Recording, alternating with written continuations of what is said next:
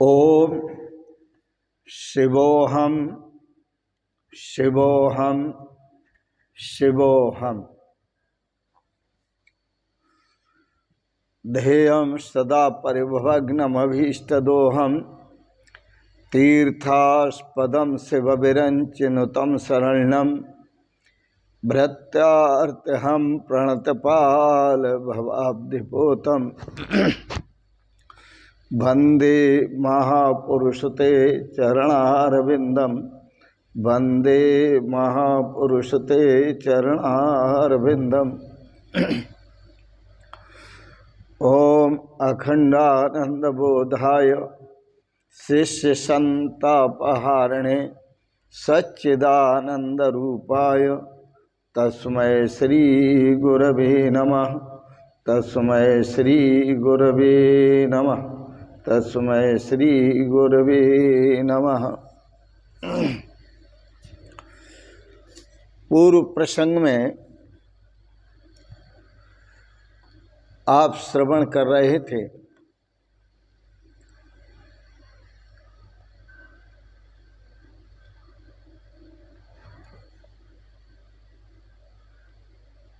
कि आपसे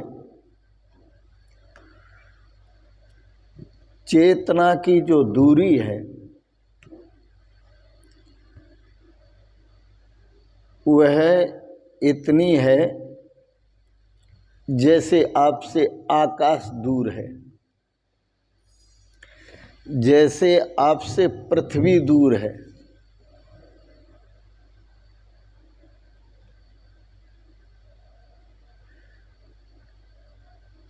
जैसे आपसे वायु दूर है, अग्नि दूर है। पर विचार करो, इनमें कोई भी दूर नहीं है।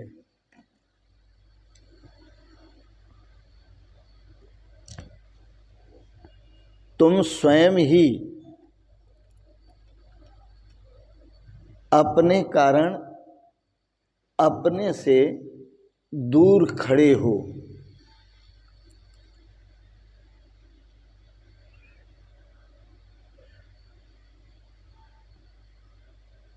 तो कल के प्रसंग में आप श्रवण कर रहे थे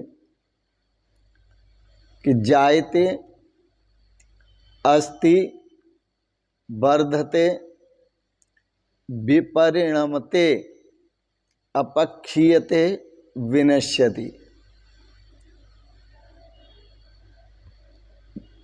ये जितने ये गुण हैं ये तुम्हारे नहीं है। तुम निर्गुण हो, इसमें कोई भी गुण तुम्हारा नहीं। यह कल आप श्रवण कर रहे थे। फिर तुम हो क्या? तो महर्षि अष्टावक्र कहते हैं निःसंगोऽसि निष्क्रियोऽसि स्वप्रकाशो निरंजनः। तुम तो सदा असंग हो, क्रिया शून्य हो। तुमने कभी कोई क्रिया की ही नहीं। तुम पर प्रकाशित नहीं हो, स्वप्रकाशित हो।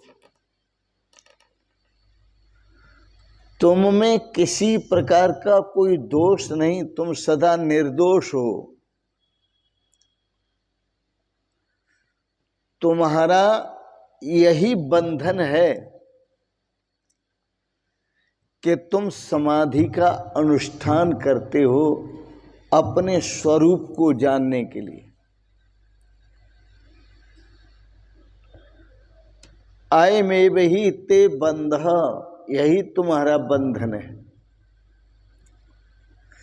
अपने आप को जानने के लिए, अपने आप को मुक्त करने के लिए आप समाधि का अनुष्ठान कर रहे हैं।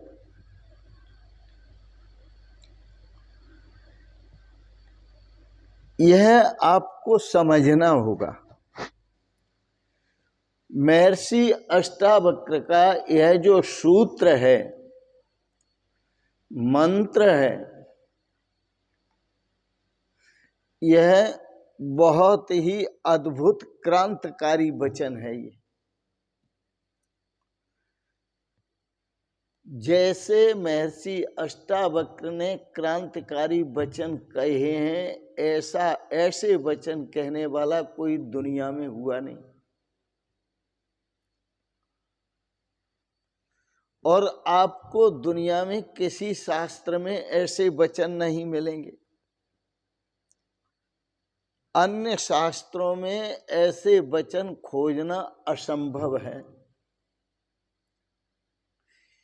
योग की, ध्यान की, समाधि की परिभाषाएं जो की हैं, महर्षि पतंजलि ने की। तो महर्षि पतंजलि कहते हैं कि आप अपने आनंद स्वरूप को जानना चाहते हैं, आप अपने प्रेम स्वरूप को जानना चाहते हैं, आप अपने शाश्वत सुख स्वरूप को जानना चाहते हैं, तो वह कहते हैं चित्त वृत्ति निरोधा, योगश्चित्त वृत्ति निरोधा। यदि आप अपने स्वरूप को जानना चाहते हैं तो आप अपनी चित्त की वृत्ति का निरोध करो, रोको वृत्ति।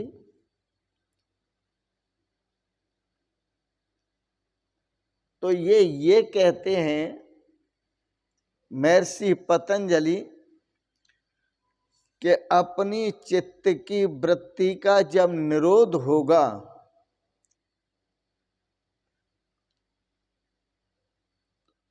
और यह निरोध ही योग है। योग किसे कहते हैं? बोले चित्त की वृत्ति के निरोध को योग कहते हैं।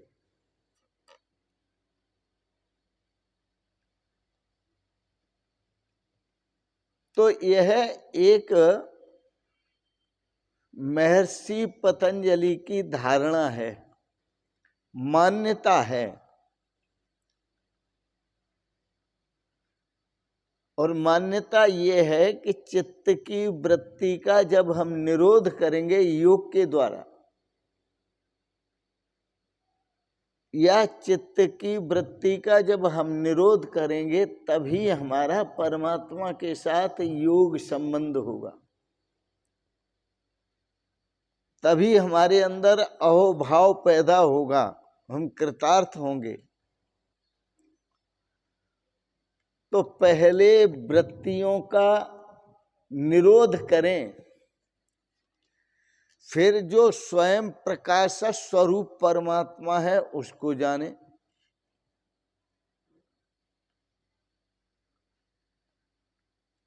यह सिद्धांत महर्षि पतंजलि का है,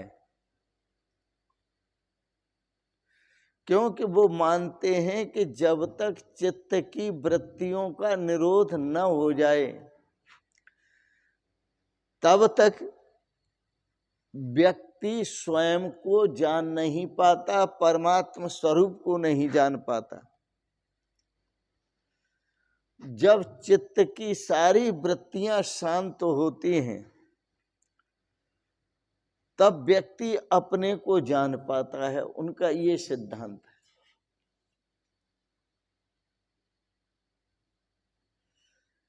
यह बड़ा विचित्र है, पर महर्षि अष्टावक्र और पतंजलि का जो सूत्र है वह थोड़ा उसमें विरोधाभास है। विरोधाभास क्या है कि महर्षि पतंजलि कहते हैं कि तुम्हें अपने स्वरूप का बोध तब होगा, तुम अपने चेहरे को, अपने स्वरूप को तब देख पाओगे जब अंधेरा नष्ट होगा। तो तुम पहले अंधेरे को नष्ट कर लो। और अंधेरा कहाँ है? चित्त की वृत्तियों में। और उन चित्त की वृत्तियों का निरोध करो। जब चित्त की वृत्तियों का निरोध होगा तभी योग होगा, अर्थात परमात्मा के साथ मिलन होगा। उनका सिद्धांत ये। परंतु महर्षि अष्टावक्र का जो सिद्धांत है वो बिल्कुल क्रिया शून्य सिद्धांत है। तुम्हें कुछ करने की जरूरत नहीं है। वो पहले ही कह रहे हैं तुम असंग हो, तुमने किसी का कभी संग किया ही नहीं जो तुम में संग दोष लगा होगा। तुम निष्क्रिय हो, तुमने कभी कोई क्रिया की ही नहीं। तुम स्वयं प्रकाश हो, तुम कभी अंधेरे में रहे ही नहीं। और तुम स्वयं निर्दोष हो, तुम्हारे अंदर कोई दोष है ही नहीं। यह बातें आप समझेंगे, जब हम समझाएंगे तब समझेंगे आप। बस तुम्हारा बंधन यही है कि महर्षि पतंजलि के अनुसार तुम समाधि का अनुष्ठान कर रहे हो, यही बंधन है। अयमेव ही ते बंध समाधिम अनुतिष्ठसी, साफ का यही तुम्हारे लिए बंधन है कि जो तुम समाधि का अनुष्ठान कर रहे हो, समाधि का आयोजन कर रहे हो, समाधि का साधन कर रहे हो। कैसी गजब की बात है। अरे समाधि तो तुम्हारा स्वभाव है। जिस चेतन को प्राप्त करने के लिए आप योजनाएं बना रहे हैं, वह चेतन स्वरूप तुम्हारा स्वरूप है। जिस परमात्मा को प्राप्त करने के लिए आप ये साधन कर रहे हैं, यम नियम आसन प्राणायाम प्रत्याहार धारणा ध्यान समाधि, ये जो कर रहे हैं, जिस परमात्मा को प्राप्त करने के लिए, वह परमात्मा तुम्हारा स्वभाव है।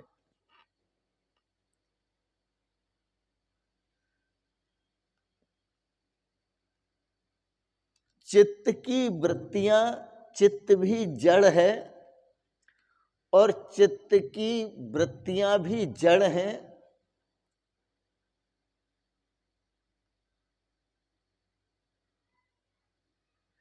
इन जड़ वृत्तियों का निरोध करना,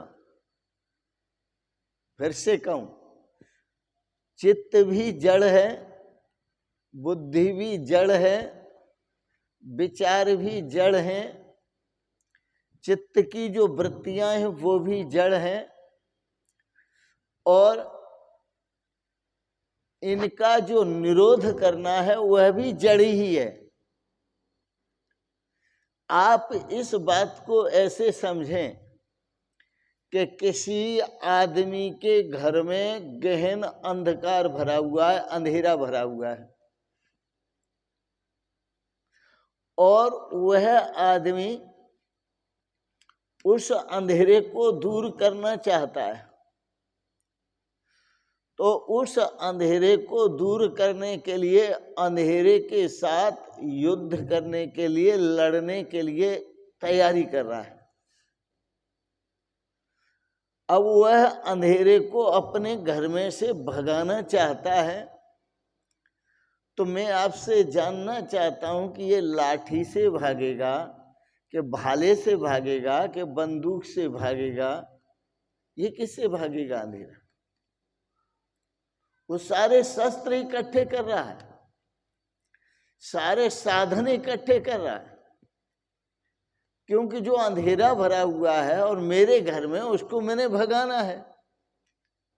अरे भाई, अंधेरे से लड़ने की जरूरत नहीं है, केवल वहां प्रकाश करने की जरूरत है। क्योंकि यह अंधेरा है क्या? प्रकाश का अभाव ही अंधेरा है। और जब प्रकाश होगा तो अंधेरे का पता नहीं चलेगा। इसे थोड़ा समझना है। अंधेरे से लड़ने के लिए तलवारें निकालो, भाले निकालो, लठ निकालो। मैंने कहा लड़ो अंधेरे से, सबको बुला लो, सेना को बुला लो, फौज को बुला लो, उड़ाओ धज्जियां अंधेरे की, बड़े से बड़े मजबूत आदमी बुला लो, पकड़ के अंधेरे को बाहर करें। क्या वह लड़ने वाला व्यक्ति अंधेरे से जीतेगा?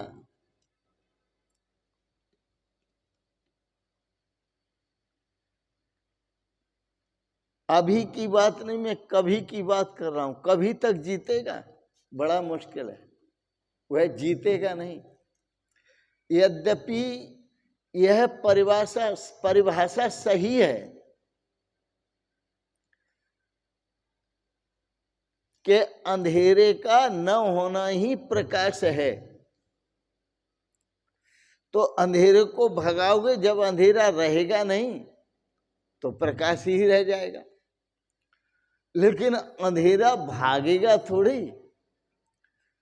आप अंधेरे को भगाने का जो प्रयास करते हैं, परिश्रम कर रहे हैं, ये आपका निरर्थक है।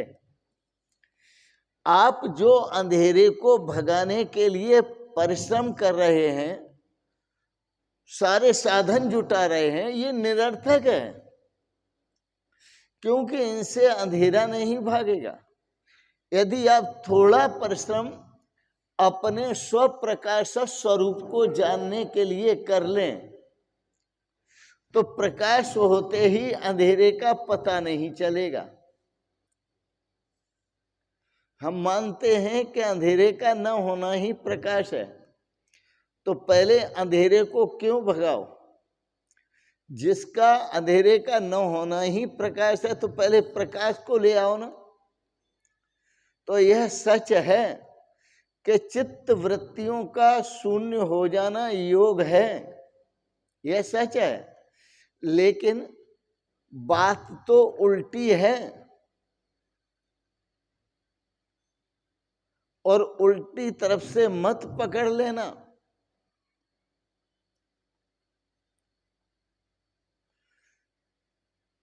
उल्टी तरफ से नहीं पकड़ना है।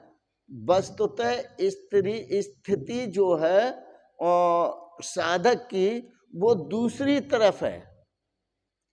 दूसरी तरफ जो साधक की स्थिति है, वो दूसरी तरफ क्या है कि प्रकाश का न होना ही अंधेरा है। यदि प्रकाश होगा तो अंधेरा होगा ही नहीं। तो प्रकाश का हो जाना ही अंधेरे का न हो जाना है।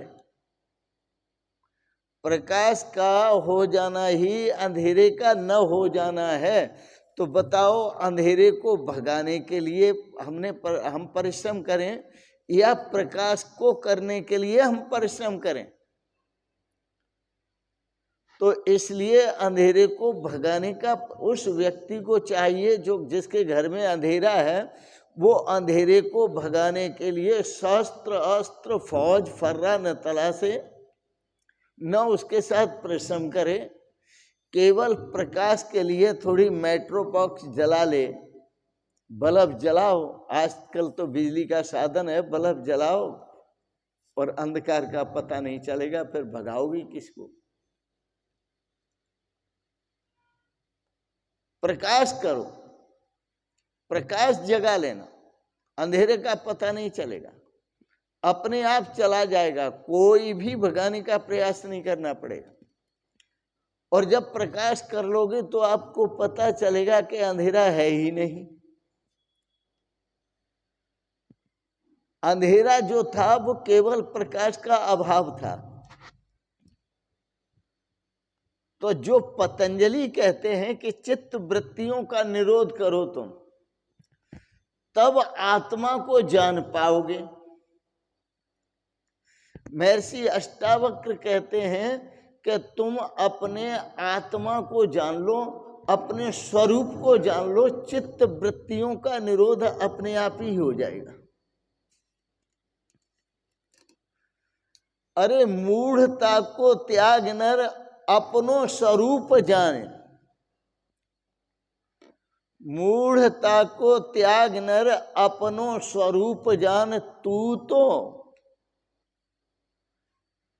तू तो परब्रह्म परम विश्व का प्रकाशी है। तू ही परब्रह्म है, समस्त विश्व का तू ही प्रकाशक है। पर एक गलती हो रही है। वो गलती क्या हो रही है कि जब हम अपने को शरीर समझ लेते हैं तब शरीर की शरीर की वासनाएं मन में उठने लगती हैं, विचारों में उठने लगती हैं, ख्यालों में उठने लगती हैं। जब आपको मन समझ लेते हैं तो मन की वासनाएं उठने लगती हैं। जब हम अपने को बुद्धि समझ लेते हैं तो बुद्धि की वासनाएं उठने लगती हैं, विचार उठने लगते हैं। तुम जो अपने को समझ लेते हो उसकी प्रतिछाया तुम में उठने लगती है, आने लगती है। उसकी प्रतिछाया। जैसे एक सुंदर दृष्टांत दूं, जैसे इस स्फटिक मणि कभी देखने को आपको मिल जाए तो अच्छा है। इस स्फटिक मणि एक जगह रखी है, उसके साथ यदि आप नीला पत्थर रख देंगे तो स्फटिक मणि उसकी छाया को, नीलेपन को ग्रहण कर लेती है, अपने भीतर देखती है। तो वो मणि सोचती है मैं नील मणि हूं। यदि हरा पत्थर रखोगे तो उसकी छाया उसमें पड़ेगी तो मणि सोचेगी मैं हरित मणि हूं। और जब पीला पत्थर रख लोगे वो हटा करके तो वो मणि सोचेगी कि मैं पीत मणि हूं। और उसको हटा करके लाल पत्थर रख दोगे तो मणि में छाया पड़ेगी तो वो सोचेगी कि मैं रक्त मणि हूं। पर मणि कैसी है? एकदम व्हाइट, सफेद। जो प्रतिछाया पड़ती है वही मणि समझ लेती है कि मैं ये हूं। तो आप में प्रतिछाया शरीर की पड़ती है तो आप सोचते हैं कि मैं शरीर हूं। आप वही मणि का स्वरूप है। ऐसी मणि कि जिसमें नीला भी प्रतिबिंबित, पीला भी प्रतिबिंबित, हरा भी प्रतिबिंबित और रक्त भी प्रतिबिंबित, सब प्रतिबिंबित होता है। इसी प्रकार से आप में ही सब प्रकार की जो सृष्टि है आप में प्रतिबिंबित होती है। ब्रह्मचर्य आप में प्रतिबिंबित, ब्रह्मचर्य आश्रम, गृहस्थ आश्रम आप में प्रतिबिंबित, और वानप्रस्थ आश्रम आप में प्रतिबिंबित, और संन्यास आश्रम आप में प्रतिबिंबित हो रहा है। ब्राह्मण आप में प्रतिबिंबित हो रहे हैं, क्षत्रिय आप में प्रतिबिंबित, वैश्य आप में प्रतिबिंबित और शूद्र आप में प्रतिबिंबित। लेकिन जो प्रतिबिंबित हो रहे हैं वो आप हैं नहीं। मूढ़ता को त्याग नर स्वरूप को जान। अपने ब्रह्म स्वरूप को जानो, अपने चेतन स्वरूप को जानो, पहचानो अपने आप।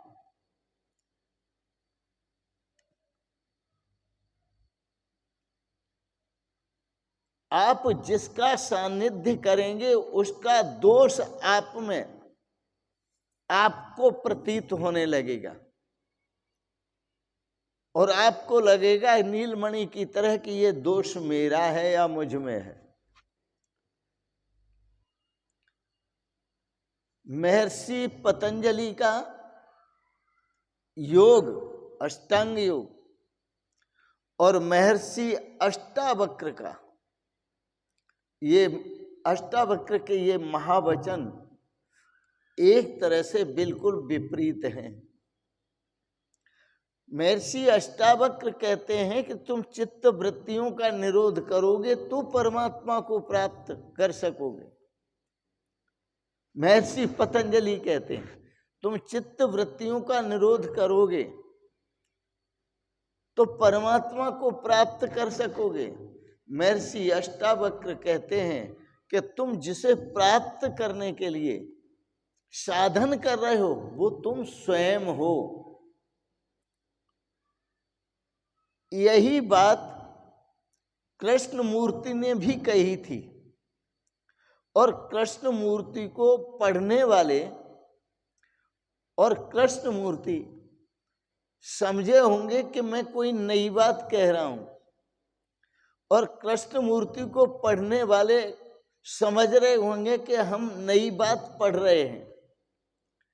लेकिन इससे पहले महर्षि अष्टावक्र आपको कह चुके हैं कि स्वयं प्रकाश, तू तो विश्व का स्वयं प्रकाशी है, समस्त विश्व के तुम स्वयं प्रकाशी हो, ये पहले ही कह चुके हैं।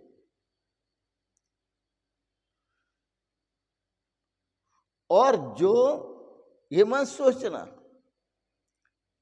कि यह जो महर्षि अष्टावक्र ने कहा है और यह जो कृष्ण मूर्ति कह रहे हैं यह पहली बार कह रहे हैं, ऐसा नहीं है।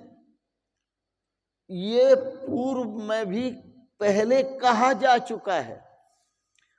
जो अब कह रहे हैं वो ऐसा कोई बात की नहीं है जो पहले कहा जा चुका न हो। पर करें आप अनुष्ठान महर्षि पतंजलि की बात को मानकर।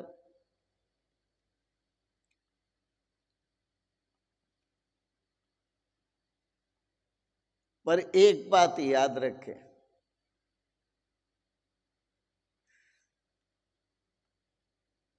हम अनुष्ठान उसके लिए करें जो हमारा स्वभाव नहीं है, और जो हमारा स्वभाव ही है उसके लिए अनुष्ठान कैसा। मेरी बात को समझें। अनुष्ठान उसके लिए करना होता है जो हमारा स्वभाव नहीं है, जिसे हम प्राप्त करना चाहते हैं।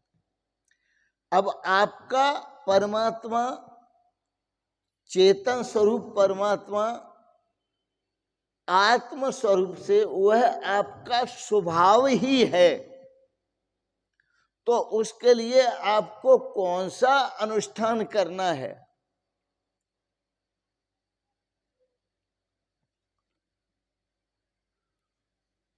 किस अनुष्ठान को करेंगे आप? बस एक ही अनुष्ठान कर लो, आप अपने में झांक लो, आप अपने आप को देख लो, और आप अपने आप को देखोगे, जानोगे, पहचानोगे तो स्वभाव प्रकट होगा और आपको पता चलेगा कि मैं जिस परमात्म स्वरूप को प्राप्त करना चाहता था वह तो मेरा स्वभाव ही है, अर्थात वह मैं ही हूं। महर्षि अष्टावक्र कहते हैं, भगवान श्री कृष्ण की बात को मैं याद दिलाऊंगा, उसको समझना है। महर्षि अष्टावक्र कहते हैं 6 उर्मियां हैं। गीता दर्शन में भगवान श्री कृष्ण ने 6 उर्मियों का वर्णन किया है। वो 6 उर्मियां कौन कौन सी हैं? एक भूख है, दूसरी प्यास है। भूख, प्यास, शोक, मोह और जन्म मरण, ये 6 उर्मियां हैं। इसी में डूबे रहते हैं। कोई भूख से परेशान है, कोई प्यास से परेशान है, कोई शोक से परेशान है, कोई मोह से परेशान है, और कोई जन्म से परेशान है, कोई मरने से परेशान है। 6 उर्मियां हैं। अब इन 6 उर्मियों को समझो कि ये उर्मियां क्या तुम्हारी हैं? ये 6 उर्मियां तुम्हारी नहीं है, फिर किसकी है? जन्म मरण है देह का। जन्म और मरण होता है वो देह का होता है। भगवान श्री राम ने कहा बड़े भाग्य मानुष तन पावा। तुम तो यह देह पाने वाले हो, बड़े भाग्य से पाई है तो तुम देह हो गए। यदि मुझे यह मकान मिला है, सुंदर मकान मिला, किसी ने दे दिया मुझे दान में, तो बड़े भागी ये मकान पावा, तो मैं ये कहने लगूं कि मैं मकान हूं। तो जैसे मैं कभी मकान नहीं हो सकता, मैं तो मकान को पाने वाला हूं, इसी तरह से आप कभी देह नहीं हो सकते, आप देह को पाने वाले हैं। तो जन्म मरण है देह का, सुख दुख मन के जान। देह ही जन्मता है और देह ही मरता है। अब 2 उर्मियां हो गई, और 2 उर्मियां और आगे देखो कि सुख और दुख जो होता है वो किसके धर्म है? यह मन के धर्म है। कोई चीज, भाई बंधु या वस्तु मिलती है तो बड़ा सुख होता है, और वो बिछड़ती है तो बड़ा दुख होता है। मिलने में सुख होता है, बिछुड़ने में दुख होता है। और कुछ ऐसे भी लोग होते हैं जिनके मिलने में दुख होता है, बिछड़ने में सुख होता है। दुष्ट प्रकृति।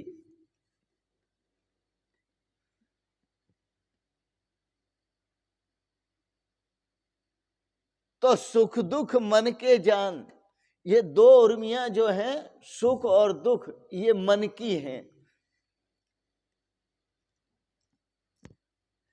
क्योंकि बंधन जितने होते हैं वो मन से ही होते हैं, और जितने बंधन टूटते हैं वो मन से ही टूट जाते हैं।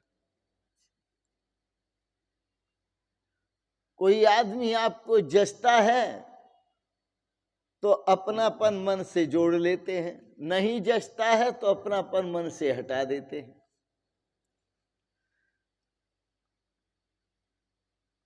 तो भूख प्यास, जन्म मरण है देह का, सुख दुख मन के जान। ये सुख और दुख जो धर्म है वह मन के धर्म है। जन्म मरण जो धर्म है, जन्मना मरना, ये शरीर का धर्म है। सुख और दुख जो धर्म है ये मन का धर्म है। और भूख और प्यास, कोई भूख से मर रहा है, कोई प्यास से मर रहा है, ये धर्म किसके हैं? प्राण के। ये प्राण के धर्म है। पर ये समझ लो अच्छी तरह से कि देह भी आपका जड़ है जो जन्मता मरता है। मन भी आपका जड़ है जो जन्मता मरता है, जो सुखी दुखी होता है। और प्राण भी आपके जड़ ही हैं जिनको भूख और प्यास लगती है। तुम तो इन सबके साक्षी हो। नहीं तो सोचो, जन्मा कौन है? आप जानते हैं, शरीर। मरता कौन है? शरीर। दुख आया, मन में आया, इसके साक्षी कौन है? आप।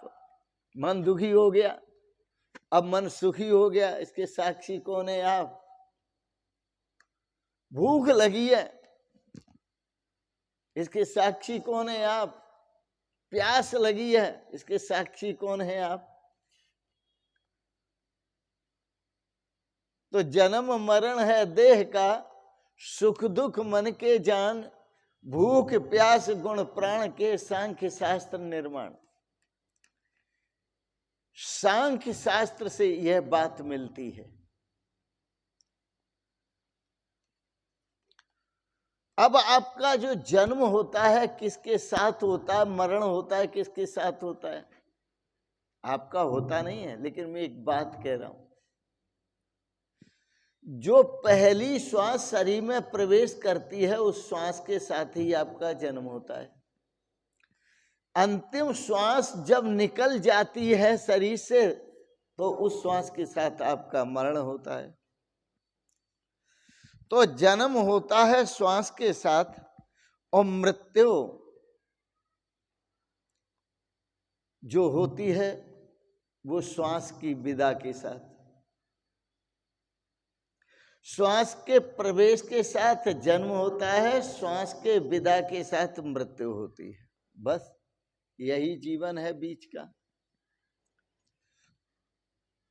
तो और गहनता से विचार किया जाए तो आप कोई एकदम थोड़ी मर जाते हैं।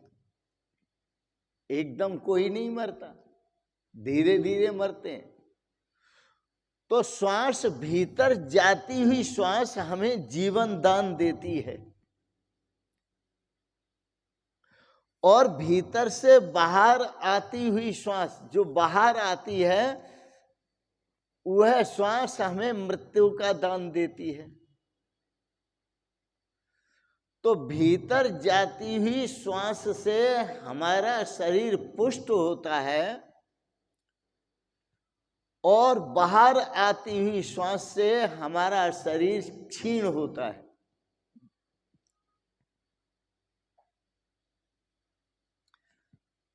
तो भीतर जाती हुई श्वास जीवन दान देती है और बाहर आती हुई श्वास मृत्यु दान देती है। इसलिए जिस पुतले में प्राण चलते हैं उसे जीवित कहते हैं और जिससे प्राण निकल जाते हैं उसको क्या कहते हैं? उसकी मृत्यु कहते हैं। तो आप ये न समझें कि कभी मृत्यु होगी। आपकी प्रतिपल प्रतिक्षण जन्म और मृत्यु हो रही है, क्योंकि इसका श्वास ही आधार है। मौत से और जीवन से आप जूझ रहे हैं, पर आप समझ रहे हैं कि हम जी रहे हैं।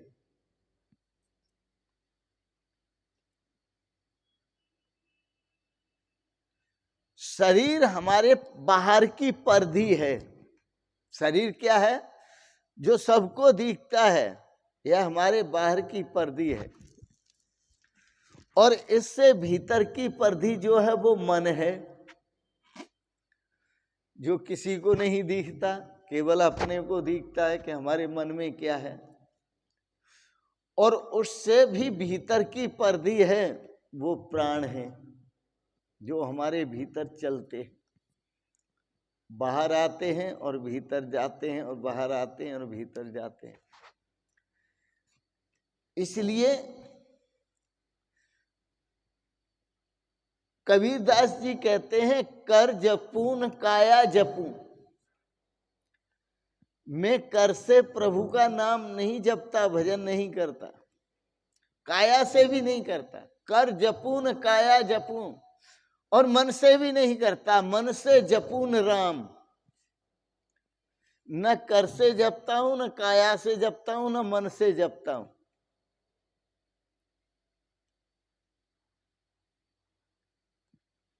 बोले राम सदा हमको भजें, हम पावे विश्राम। राम जी हमको भज रहे हैं, हम विश्राम पाते हैं। थोड़ा इसका भाव समझें।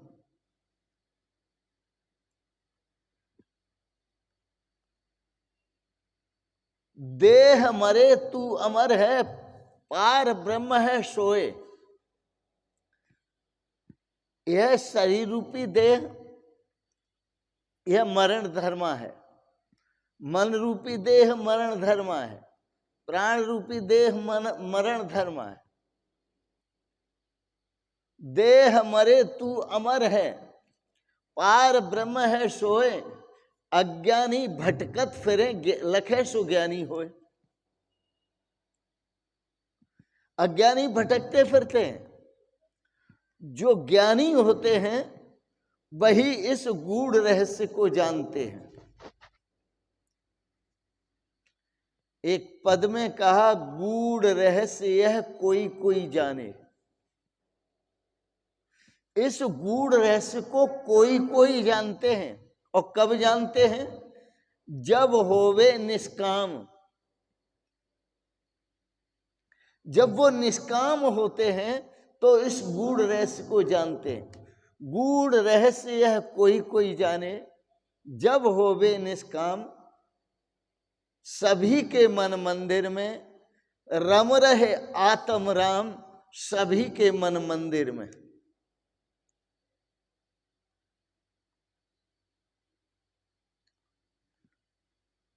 शरीर है तो साथी भी है, पर याद रखना, शरीर है तो साथी भी है। मन से साथी बन जाते हैं, प्राण चलते हैं तब तक साथी हैं। पर महर्षि अष्टावक्र कहते हैं, निसंगोऽसि, तुम तो सदा असंग हो। तुमने कभी शरीर का साथ किया ही नहीं, तुमने कभी मन का साथ किया ही नहीं, तुमने कभी बुद्धि का, विचारों का साथ किया ही नहीं, तुमने कभी प्राणों का साथ किया ही नहीं। फिर भी महापुरुष कहते हैं कि प्राणों का बहुत बड़ा महत्व है।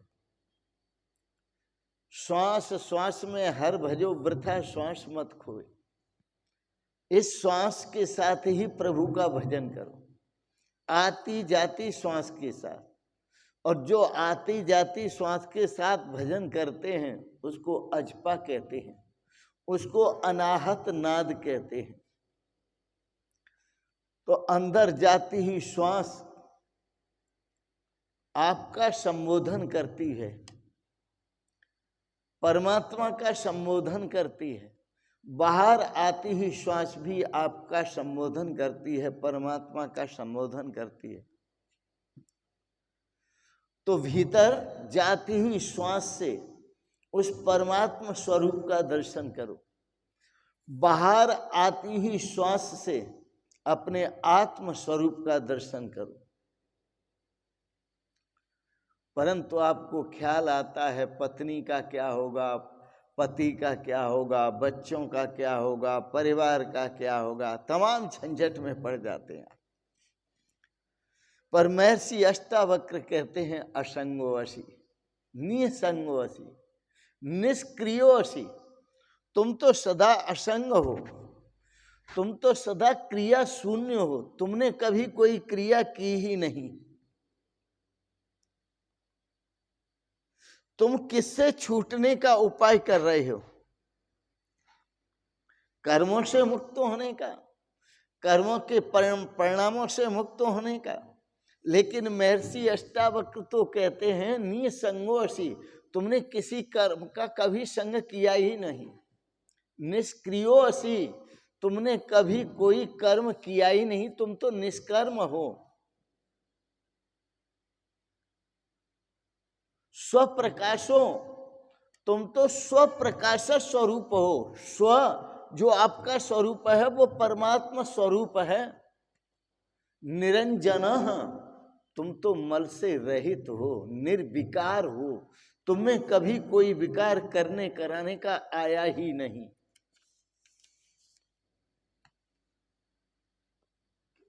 अब जो विकार नहीं आया उससे छुटकारा कैसे पाओगे?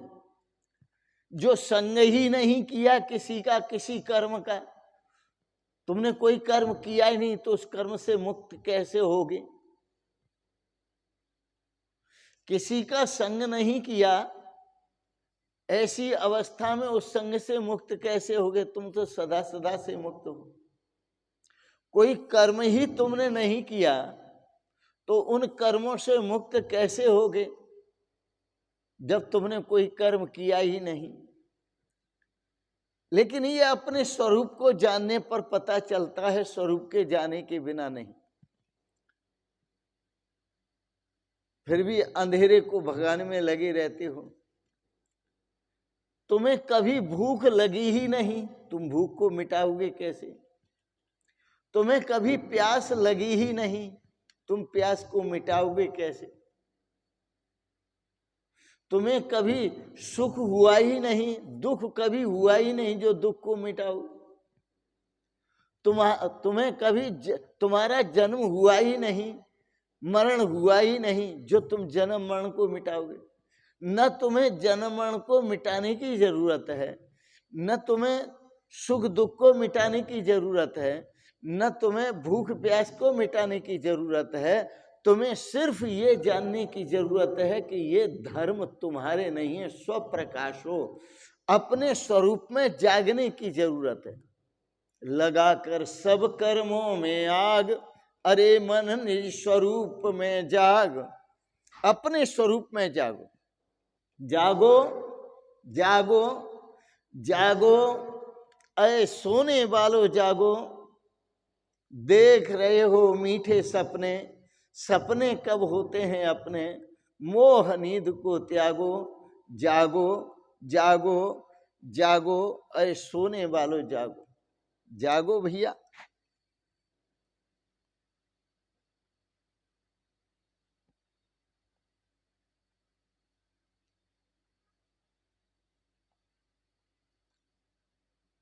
संत जगाने के लिए ही आते हैं।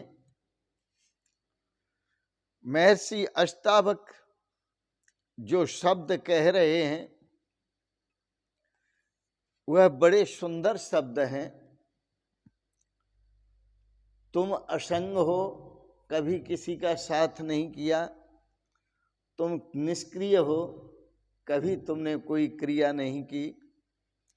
तुम स्वप्रकाश हो, तुम कभी अंधेरे में रहे ही नहीं, स्वप्रकाश स्वरूप हो। तुम निर्दोष हो, तुम में कभी कोई दोष आया ही नहीं। परंतु ये संस्कार सब कि तुमने सबका साथ किया है और तुमने बहुत कर्म किए हैं, तुम अंधेरे में हो, तुम दोषी हो, पापी हो, ये सब हमारे जो जिनको गुरुजन कहना चाहिए, जो पांडित्य के गुरु हैं, जो कर्मकांड के गुरु हैं, ये सब भावनाएं हमारे अंदर उनकी भरी हुई हैं। ये सब संस्कार हमारे अंदर उनके भरे हुए, ये सभी उनके डाले हुए। नहीं तो महर्षि अष्टावक्र कहते हैं तुम तो सदा मुक्त एवासी सर्वदा, हे पुत्र तुम तो सदा सदा से मुक्त हो। अयमेव ही ते बंध, हे पुत्र यही तुम्हारे लिए बंधन है। समाधिम अंतिष्ठसी, जो तुम समाधि का अनुष्ठान कर रहे हो। तुम तो बोध स्वरूप हो, तुम तो प्रकाश स्वरूप हो, तुम तो योग स्वरूप हो, तुम तो चेतन स्वरूप हो। अपने चेतन स्वरूप को पहचानो। इस ज्ञान को जो कपिल भगवान थे उन्होंने इस ज्ञान को नाम दिया है सांख्य। सांख्य योग की रचना कपिल भगवान ने की, जो देवहूति कपिल संवाद है, श्रीमद् भागवत में आपको मिलेगा। और सांख्य का अर्थ होता है ख्यायते ज्ञायते अनेन तत्सांख्यम, जिसके द्वारा प्रकाश होता है। तो सांख्य का अर्थ हुआ अपना स्वरूप, ज्ञान स्वरूप, आत्म स्वरूप, ब्रह्म स्वरूप। यहां साधन कुछ नहीं है, केवल साध्य है। यहां मार्ग कोई नहीं है, केवल मंजिल है। हम मार्ग की बात करते ही नहीं। अन्य शास्त्र सब मार्ग की बात करते हैं, महर्षि अष्टावक्र मंजिल की बात करते हैं।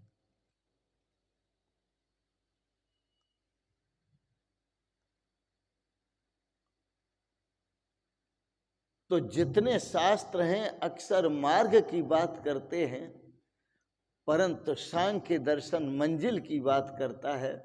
महर्षि अष्टावक्र मंजिल की बात करते हैं। इसको आप पहचाने। कहीं जाना नहीं है और कहीं से वापस आना नहीं है। सिर्फ इतना ही जानना है कि तुम जहां पहुंचना चाहते हो वहां सदा से हो। तुम जिसे प्राप्त करना चाहते हो वही सदा से हो। निसंगो निष्क्रियोऽसि स्वप्रकाशो निरंजनः अयमेव ही ते बंधः समाधिम अनुतिष्ठसि। तो इस महासूत्र पर आप विचार श्रवण कर रहे थे। यह महान अनूठा सूत्र है। स्वप्रकाशो निरंजन। आप स्वयं ही प्रकाश स्वरूप हैं। अपने प्रकाश स्वरूप का दर्शन करें, इसी में आनंद है। आनंद का प्रकाश स्वरूप तुम्हारा स्वरूप है। शाश्वत सुख का प्रकाश स्वरूप तुम्हारा स्वरूप है। शाश्वत शांति का प्रकाश स्वरूप तुम्हारा स्वरूप है। इसलिए अपने स्वरूप को जान, मूढ़ता को त्याग नर, स्वरूप को पहचान, अपने स्वरूप को पहचानो। इसी में आनंद है, इसी में श्रेय है, इसी में सौभाग्य है। इन शब्दों के साथ साथ आज के प्रसंगत वाणी को विराम देंगे। आपने बड़े प्रेम और श्रद्धा से जो है सत्संग श्रवण किया, जनक अष्टावक्र संवाद को श्रवण किया, इसके लिए बहुत बहुत अनुग्रहित हैं।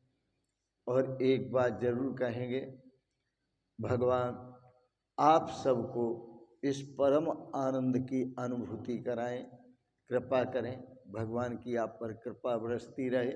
इन शब्दों के साथ ही आपको बहुत बहुत शुभकामनाएं, बहुत बहुत आशीर्वाद और बहुत बहुत प्रणाम प्रणाम प्रणाम।